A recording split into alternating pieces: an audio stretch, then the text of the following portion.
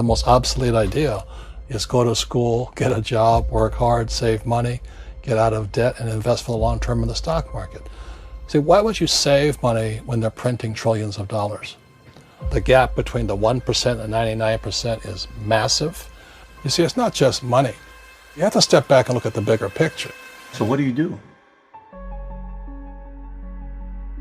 In every one of us is a poor person. There's still a poor person inside me. There's also a middle class person, and the middle class person wants security. They want that steady paycheck. And there's a rich person.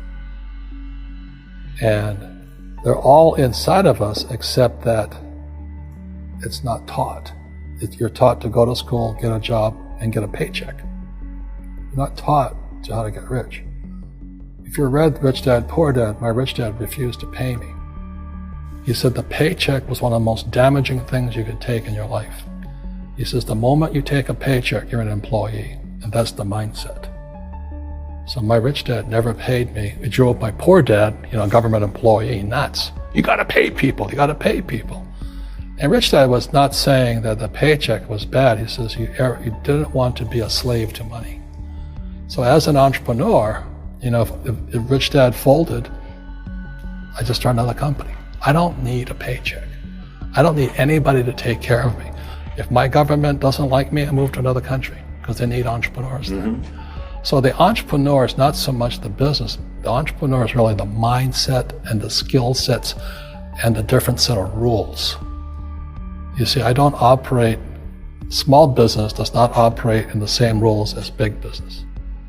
Entrepreneur is a mindset first, a skill set, and rules. And depending upon whether you're an employee or a small business, the rules are different. The mindsets are different. The skill sets are different. If you could say one thing to somebody who's never been an entrepreneur and they're thinking about making the leap of faith into becoming an entrepreneur, what could you tell them? Well, I'll just tell them the same thing that happened to me. My last paycheck, I still remember it clearly. It was one of the worst and the best days of my life. And I was in Puerto Rico. I was working for Xerox, and my boss gave me my last, it wasn't a paycheck, it was a bonus check. I think it was about $30,000 taxable. It's the only problem with that. So I got this check and I went, holy mackerel. So I was excited, but I was also disturbed. And so this other guy comes up to me, his name was John, and John says to me, he says, you're gonna be back. I said, why? He says, because you're gonna fail. I looked at him and said, look, few expletive words, because that's what he did. He left Xerox, failed, and he came back. And I said, look, you failed and you came back, but I'm gonna fail and I'm never coming back. And that's the attitude. Do you know what I mean? If you say, well, if I fail, I'll go back to mommy and daddy, then that's what you'll do. So if you fail, that's when I became an entrepreneur, because I had no money. I had no money for years. I didn't have a paycheck. But that's what my rich dad encouraged me to do. He says, when you don't have this paycheck, you get hungrier, smarter, and it's a test of your character. Will you become a crook? Will you become dishonest? Will you cheat and steal? Or will you become a better human being? So really, that's the benefit of becoming an entrepreneur, is you really find out who you are when you don't have anything. So you always have to look at the big picture. Too many people look at, well, what's going to happen to me? When you look at the big picture, you're also going to know that when something bad happens, something good's going to happen. But you got to prepare for whatever is coming. If you think next 20 years will be like the last 20 years, you're going to get creamed. When you and I go to the supermarket and we buy a carton of milk, we always check for the expiration date. But most people do not check for the expiration date on their brains. Instead of get out of debt, I get into debt. I just refinanced $300 million in debt. I went from 5% to 2.5% interest. I made a fortune. Every month, more money comes in because my cost of money has gone down. So while some financial experts are saying get out of debt, I'm saying learn how to use debt. See, when I came back from in Vietnam in January of '73, the first thing my rich dad said to me was go to school to learn how to invest in real estate. It wasn't real estate, it was how to use debt and taxes. Debt and taxes make the rich richer. Debt and taxes make the poor, the middle class, poor. So all the rich guys who are doctors and lawyers or, those guys, they're getting creamed and they don't know why. Doctors are getting creamed. Oh yeah, they're making more money, but the take home is less. Sure. My doctor just yelled at me. He was happy. He says, "Oh, guess what? I finally made $1 million." And I said, "Yeah, this was just 3 weeks ago."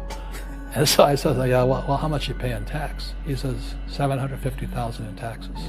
So his net was about $400,000. That's not bad.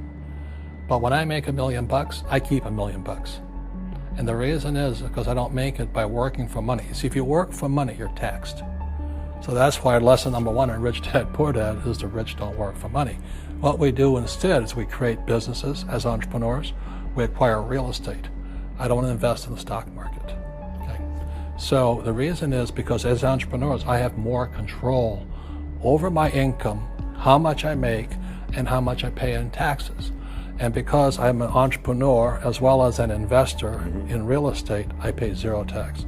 So every time I make, let's say, $1 million as an entrepreneur, I immediately invested in real estate and I have a 4-to-1 step up. So I put $1 million in real estate, I get $4 million from the bank. That's why I love banks. But the banks are screwing everybody else, terrible, but it's good for me. That's why you say when you print, it's good for you, but when you print, it's bad for people that work for money. Because when you print, savers get creamed and people who work for money get creamed. When they print, debtors get rich. You see, debt and taxes make the rich richer, and debt and taxes make the poor middle class poorer. When we have obsolete ideas, we get obsolete results. So what's happening for most people, the idea of going to school, getting a job, working hard, saving money, getting out of debt, buying your house because it's an asset, and investing for the long term, is obsolete. The world has changed. The world changed in 1971 when President Nixon took us off the gold standard and money became debt. What if we get rid of school? Then what would happen? Would it be better if we had no educational system at all? No, I'm saying education is more important before. It's just obsolete. There's Moore's Law which states information doubles every 18 months. In other words, everything's obsolete 18 months. So, and this is just a recent phenomenon. So when you come out of school, you're already obsolete. And that's why I'm the old guy, I meet my friends who went to Harvard. I went to Harvard. I said, yeah, that was how long, 50 years ago? Today, the banks are charging you interest to save money. In other words, banks don't want your money because they printed too much of it. And that's why there's this bubbles in stocks and bubbles in real estate and all this. People are dumping the cash because, as I said in here, savers are losers and cash is trash. And yet people are, well, I want a high-paying job. Well, that's an obsolete idea. Get out of debt is an obsolete idea. You should learn how to get into debt, how to use debt to get rich, and they'll never teach you about taxes. The reason the 1% is way up here and the 99% are going this way is because when you print money, 2 things happen: inflation and taxes. It's crushing them. And any entrepreneur thinks, I'm just going to make money, I'm going to start a business and make a lot of money because of what we talk about. They really have got to smell the roses, man. That's not what the real entrepreneurs are doing. Most entrepreneurs, there's 28 million small business owners in America. 24 million are what are one-person entrepreneurs. They're called non-employee entrepreneurs. So and that's what happens is when people don't really understand what an entrepreneur does. So most big people are self-employed, but they're not really entrepreneurs. The self-employed pay the highest taxes of all, and nobody tells them that. Yeah, it's also called the entrepreneurial spirit, but what we were actually talking about was there's no such thing as a bad economy. There's externally, you and I, we all have an external economy, but we also have an internal economy, and the willpower is to change our internal economy. So for me, I can see the good and I can see the bad. I don't really give a damn because I'm going to be rich anyway. But a poor person with a poor personal economy, all they're going to see is a bad economy because they don't know how to make money in any economy. And a middle class person, they have a middle class economy. What they want is a nice house and a steady paycheck and the job and the car. And so when you take their job away, to them, that's disaster. Well, since an entrepreneur doesn't have a job anyway, it's no big deal. So all I'm saying to people, and it's what Bucky Fuller taught me, is always two sides, you know what I mean? Unity is plural, at minimum two. So if you think the economy is bad, it's because your economy is bad. If you think that steady, employment is important, then you'll see an economy without jobs. Your economy versus the external economy. What you control versus what you can't control. I can control. Yeah, it's called an internal focus versus an external focus. So the real entrepreneur has an internal focus. That if they fall down, they say, "Oh, this is good, because I'm going to go up higher." The average person will fall down and say, "Oh, I'm going to take some Prozac," or somebody has a mistake. So, "Oh, the mistakes don't matter." Well, mistakes matter. It means you didn't know something.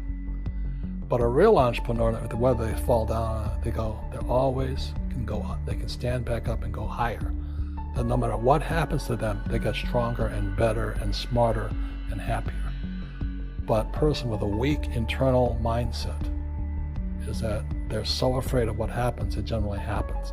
Like, people who are afraid of losing their jobs, they generally lose their jobs. You know what I mean? Yeah, so everything you can comes through you.